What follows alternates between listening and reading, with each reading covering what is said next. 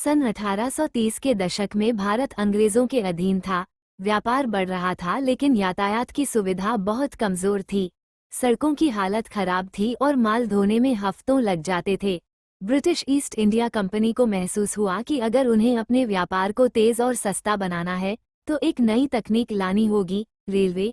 इसी दौरान इंग्लैंड में रेलगाड़ियां लोकप्रिय हो चुकी थीं और अंग्रेजों ने सोचा कि क्यों न भारत में भी ट्रेनों का नेटवर्क बनाया जाए। रेलगाड़ी न सिर्फ व्यापार के लिए बल्कि सैनिकों की तेजी से आवाजाही के लिए भी एक बड़ा समाधान बन सकती थी। बस यहीं से शुरू होती है भारत में पहली ट्रेन लाने की सोच। सन 1832 में पहली बार भारत में रेलवे चलाने का प्रस्ताव रखा गया। मद्रास, अब चेन्नई, में एक अंग्रेज इंजीनियर ने ये सुझाव दिया कि भारत में भी ट्रेनों का प्रयोग किया जा सकता है, लेकिन उस समय इसे गंभीरता से नहीं लिया गया। फिर आया साल 1844, जब British engineer Robert Maitland Brathwaite और जेम्स हार्डी ने भारत में रेलवे की योजना को लेकर लंदन में आवाज उठाई। इसी साल ब्रिटिश सरकार ने ईस्ट इंडिया रेलवे कंपनी को भारत में रेल नेटवर्क शुरू करने की अनुमति दी। शुरुआती योजना थी कि कलकत्ता, अब कोलकाता, बम्बई, अब मुंबई और मद्रास को जोड़ने वाले बड़े रेलवे रूट्स तैयार किए जाएं। साथ ही माल ढुलाई और सैनिकों की आवाजाही भी इस व्यवस्था के जरिए तेज हो सके। लेकिन असली कहानी तब शुरू हुई जब great Indian peninsula railway (GIPR) नाम की एक कंपनी को मुंबई से ठाणे तक पहली रेलवे लाइन बिछाने का जिम्मा दिया गया। Great Indian peninsular railway (GIPR) ने सन 1845 में मुंबई, तत्कालीन बम्बई, से ठाणे तक के मार्ग का सर्वेक्षण शुरू किया। इस सर्वेक्षण के लिए अंग्रेज इंजीनियरों की एक टीम मुंबई पहुंची, जिनमें प्रमुख थे विलियम ब्रूस और चार्ल्स मेकले। रास्ते का चयन: टीम ने समुद्र के किनारे से होते हुए पहले मार्ग की तलाश की, लेकिन खाड़ी के पास की नम मिट्टी और ज्वार भाटे ने कठिनाइयां पेश की। अंततः तय हुआ कि इंस्टीट्यूट गार्डन के पास से कच्ची सड़क के साथ मिलते जुलते मार्ग पर पटरियां बिछाई जाएं। भूमि अधिग्रहण: स्थानीय किसानों और जमींदारों से बातचीत कर भूमि किराए पर ली गई। कई किसानों को उनकी जमीन का उचित मुआवजा देकर समझाया गया, लेकिन कुछ ने विरोध किया जिससे डिप्टी कमिश्नर को हस्तक्षेप करना पड़ा। सर्वेक्षण के उपकरण और तकनीक: एक लंबी ट्राइंगल रॉड, लेवलिंग इंक्लिनोमीटर और मैग्नेटिक कंपास का उपयोग हुआ। स्थानीय मजदूरों ने भी हाथ बटाया, वे चट्टानें तोड़ने, मिट्टी खोदने और रास्ता साफ करने में जुटे। जलवायु और चुनौतियां: मॉनसून की बारिश ने सर्वेक्षण को कई बार रोक दिया, कीचड़ और ऊंची लकड़ी की पटरियां लगाने के लिए मजबूर किया। इस प्रकार लगभग एक वर्ष के कठिन परिश्रम और स्थानीय साझेदारी के बाद 1846 के अंत तक पहला स्थायी सर्वेक्षण पूरा हुआ और जमीन तैयार होने लगी। अब बस पटरियां बिछाने का काम बाकी था। सर्वेक्षण पूरा होने के बाद अब बारी थी असली काम की, रेलवे ट्रैक बिछाने की। साल था 1847, जब great Indian peninsula railway (GIPR) ने मुंबई से ठाणे तक के मार्ग पर पटरियां बिछाने का कार्य शुरू किया। लोहे की पटरियां इंग्लैंड से मंगवाई गईं। ये पटरियां भारी थीं और समुद्र के रास्ते मुंबई पोर्ट पर लाई गईं। पटरियों को खच्चरों और बैलगाड़ियों के सहारे निर्माण स्थल तक पहुंचाया गया। मजदूरों की टुकड़ी: हजारों भारतीय श्रमिकों को इस कार्य में लगाया गया। हर 12 फीट पर एक स्लीपर रखा जाता और उस पर 2 पटरियां फिट की जाती। कई बार उखड़ते कीलों को फिर से ठोंकना पड़ता। पहाड़ी और नाले जैसी बाधाओं पर पुलों का निर्माण हुआ। सबसे पहली बड़ी चुनौती थी भांडुप और सायन के बीच की पहाड़ी। इंजीनियरों ने यहाँ पर लकड़ी के पुल और पत्थर की दीवारें बनाईं। स्थानीय लोगों की मदद: मजदूरों को ट्रेन की तकनीक नहीं पता थी, लेकिन उन्होंने अपनी मेहनत और समर्पण से अंग्रेज इंजीनियरों को चौंका दिया। कुछ गांवों में लोग इस लोहे के रास्ते को अंग्रेजों का जादू कहते थे। अंततः लगभग 2 वर्षों की मेहनत के बाद 1849 के अंत तक लगभग 21 मील लंबा ट्रैक बिछ चुका था। अब अगला कदम था इंजन और डिब्बों को भारत लाना और उन्हें ट्रैक पर चलाना। जब रेल की पटरियां लगभग तैयार हो गईं, तो अब जरूरत थी एक इंजन और कुछ डिब्बों की जो इस पटरियों पर चल सकें।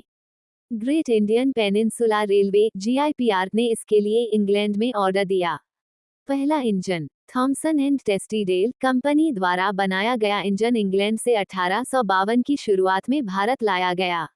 इस इंजन का नाम रखा गया था फॉल्कलैंड, कुछ दस्तावेजों में नाम लॉर्ड फॉकलैंड भी आता है, जो उस समय बम्बई के गवर्नर थे। इसे समुद्र के रास्ते बॉम्बे पोर्ट पर उतारा गया। इंजन लाने में आई मुश्किलें। भारी वजन के कारण इस इंजन को बंदरगाह से रेलवे ट्रैक तक लाने के लिए 36 बैल, कई मजदूर और लकड़ी के रोलर इस्तेमाल किए गए। कई बार इंजन की बॉडी को अलग अलग हिस्सों में बांटकर लाया गया और ट्रैक पर जोड़कर फिर से खड़ा किया गया। पहले डिब्बे। शुरुआत में 14 लकड़ी के डिब्बे बनाए गए, जिन्हें कारेज कहा जाता था। इन डिब्बों में लकड़ी की सीटें थीं और ऊपर छत को ताड़ के पत्तों से ढका गया था। अमीर लोगों के लिए खास क्लास और बाकी यात्रियों के लिए साधारण डिब्बे तैयार किए गए। पहला ट्रायल। इंजन और डिब्बों को जोड़कर एक छोटा ट्रायल किया गया जिसमें अंग्रेज अधिकारी और इंजीनियर शामिल हुए। इंजन ने ट्रैक पर धीरे धीरे चलना शुरू किया और यहीं भारत में रेलगाड़ी का पहला पहिया घुमा। अब सब कुछ तैयार था, पटरियां, इंजन और डिब्बे। अब बारी थी भारत की पहली ऐतिहासिक रेल यात्रा की घोषणा की। भारत की पहली आधिकारिक ट्रेन यात्रा 16 अप्रैल 1853 का ऐतिहासिक दिन था। 16 अप्रैल 1853 स्थान बम्बई, अब मुंबई का बोरीबंदर स्टेशन। घटना। भारत के इतिहास में पहली बार एक यात्री ट्रेन रवाना होने जा रही थी। तैयारी का माहौल। बोरीबंदर स्टेशन को सजाया गया था। अंग्रेज अधिकारी, सेना के अफसर, इंजीनियर और कई प्रतिष्ठित लोग इस ऐतिहासिक क्षण के गवाह बनने आए थे। आम लोग स्टेशन के बाहर खड़े थे, जिनकी आंखों में हैरानी और उत्सुकता थी। लोहे की गाड़ी सच में चलेगी क्या? ट्रेन की रचना। कुल 14 डिब्बे थे। 400 से अधिक यात्री सवार हुए, जिनमें ज्यादातर अंग्रेज थे। ट्रेन को 3 इंजन खींच रहे थे, सुल्तान, सिंध और साहिब। हर इंजन को कोयले से चलाया जाता था। स्टेशन से रवाना। दोपहर 3:35 बजे एक तोप दागी गई और ट्रेन सीटी मारते हुए आगे बढ़ी। लोगों ने तालियां बजाईं, कुछ ने जयकारे लगाए। अंग्रेजों की लोहे की जादू गाड़ी चल पड़ी। यात्रा का रूट बोरीबंदर से ठाणे तक कुल 34 किलोमीटर की दूरी थी। ट्रेन ने रास्ते में सायन, भांडुप और विक्रोली जैसे कई छोटे पड़ाव पार किए। कुल सफर में लगभग 57 मिनट लगे। पहली यात्रा की खासियतें। यात्रा के बाद सभी यात्रियों को भोजन दिया गया। हर यात्री को एक प्रमाण पत्र भी दिया गया जिसमें लिखा था, भारत की पहली रेल यात्रा में भाग लेने की स्मृति में। ये दिन भारत के इतिहास में हमेशा के लिए दर्ज हो गया, जब पहली बार देश की धरती पर रेल चली और भारत ने आधुनिकता की पटरी पर कदम रखा। पहली रेल यात्रा के बाद समाज की प्रतिक्रिया और भारत में हलचल। जब 16 अप्रैल 1853 को पहली बार रेल चली, तो ये केवल एक तकनीकी उपलब्धि नहीं थी, बल्कि एक सांस्कृतिक और सामाजिक क्रांति की शुरुआत थी।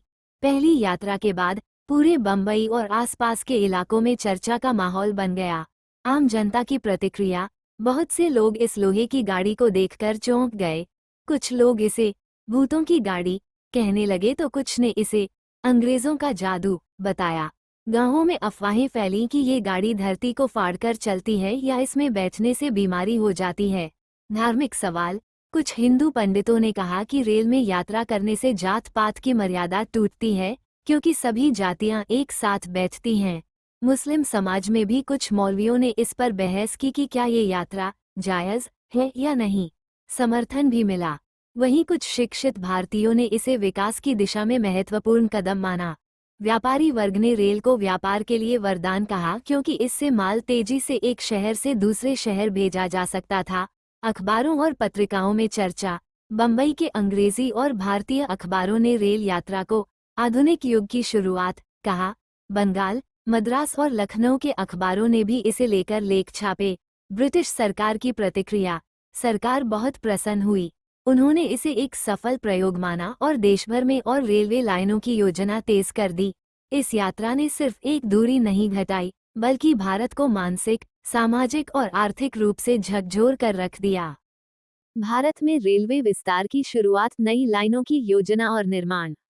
पहली रेल यात्रा की सफलता के बाद ब्रिटिश सरकार ने तय कर लिया कि भारत के विभिन्न हिस्सों को जोड़ने के लिए रेलवे नेटवर्क का तेजी से विस्तार किया जाएगा। 3 प्रमुख दिशाओं में विस्तार की योजना बनी। बम्बई से पूना और भुसावल की ओर, कलकत्ता कोलकाता से दिल्ली की ओर, मद्रास चेन्नई से तिरुचिरापल्ली और बेंगलुरु की ओर।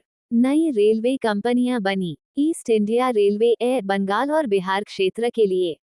साउथ इंडिया रेलवे अक्सर मद्रास और दक्षिण भारत के लिए, बॉम्बे, बड़ौदा और सेंट्रल इंडिया रेलवे BB&CI पश्चिम और मध्य भारत के लिए।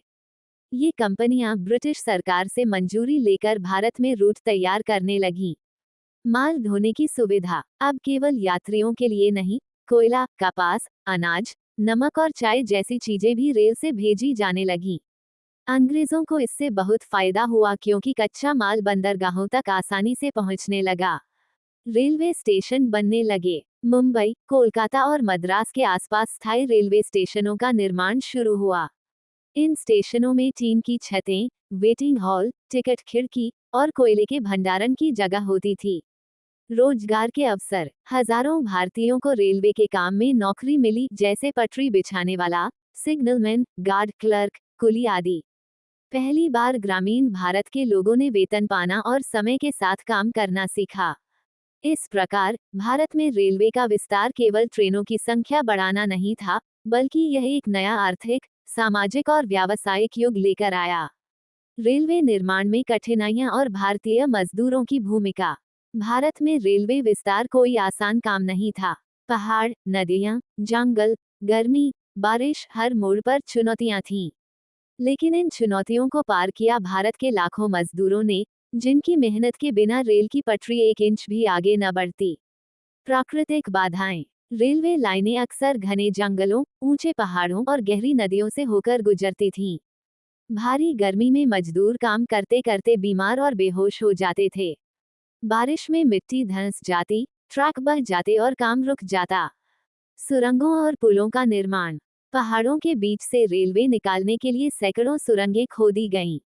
जैसे कि भोर घाट और थाल घाट में सुरंगें बनाना अंग्रेज इंजीनियरों के लिए भी कठिन काम था। नदियों पर बड़े बड़े लोहे के पुल बनाए गए, जैसे कि गंगा नदी पर कैंपबेल ब्रिज। मजदूरों की कठिन जिंदगी मजदूरों को बहुत कम वेतन मिलता था, अक्सर 2 से 4 आना प्रतिदिन। उन्हें जंगलों में ही झोपड़ियों में रहना पड़ता था और कई बीमारियों का शिकार हो जाते। कई जगहों पर हजारों मजदूरों की जानें गईं सुरंगों के गिरने या भूस्खलन के कारण। फिर भी नहीं रुकी मेहनत। मजदूरों ने हाथ से पत्थर तोड़े, लकड़ी की बल्लियां काटी और पटरियां उठाईं। महिलाएं भी मलबा ढोती थीं, बच्चे पानी पहुंचाते थे।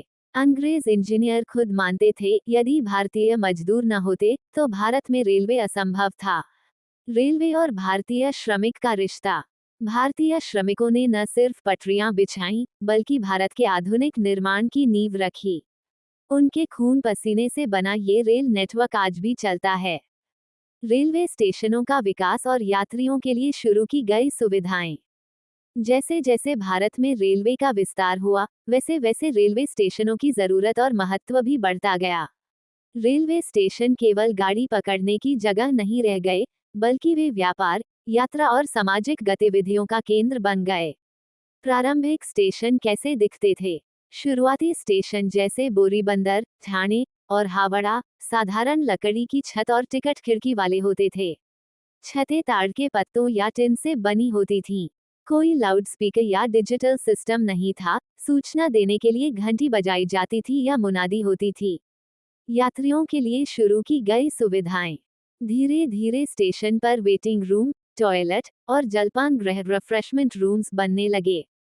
अमीर यात्रियों के लिए अलग कक्ष और साधारण यात्रियों के लिए साझा जगह होती थी।